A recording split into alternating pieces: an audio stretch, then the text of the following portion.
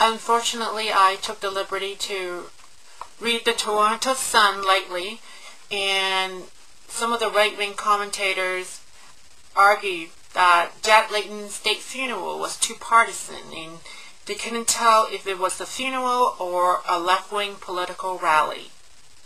How dare some of us redefining the traditional definition of a state funeral? Jack was all about looking at the world differently, looking at politics differently, looking at the economy differently, redefining politics as something that is relevant to the everyday person. I read that those that were close to him would say that the private Jack Layton was the same as the Jack Layton in front of the media. And naturally, the celebration of his life and his tragic death would also be another opportunity to inspire us to not just be sad about his death, but also become better people and build a more inclusive society, like he said, and do something to change the economy that excludes so many from our collective wealth. Some commentator also suggest that Jack Layton didn't accomplish much of anything. His legacy is lacking. Jack Layton did inspire me and many other people into registering to become a member of a political party for the first time in 2003, so we can vote for him in the NDP leadership. First time in my adult life, I voted for the NDP last May, federal election, and I was able to dream of an NDP federal government and not having other party telling us to vote strategically for them to stop the Conservative.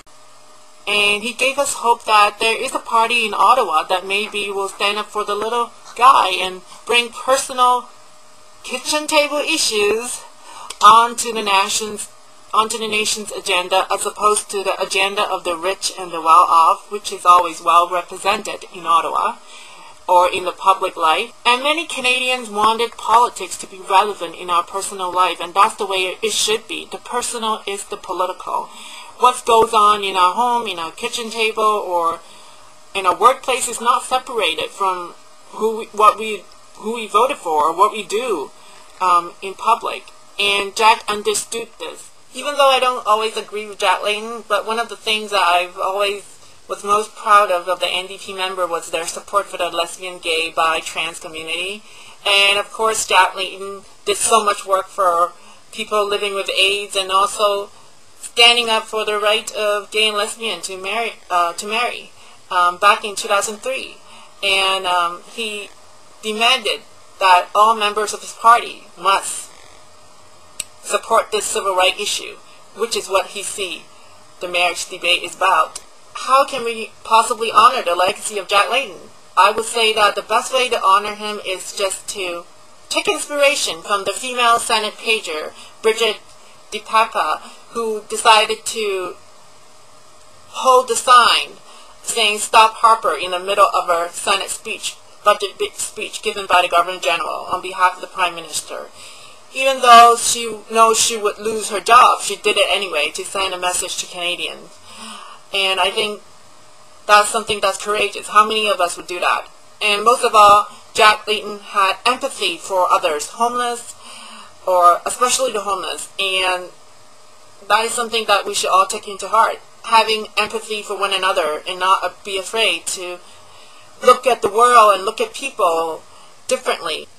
And taking a stand when necessarily, even if that might cause us short-term pain. So with hope, optimism, and love, and courage, I do believe that we can honor Jack's legacy, and I hope we will.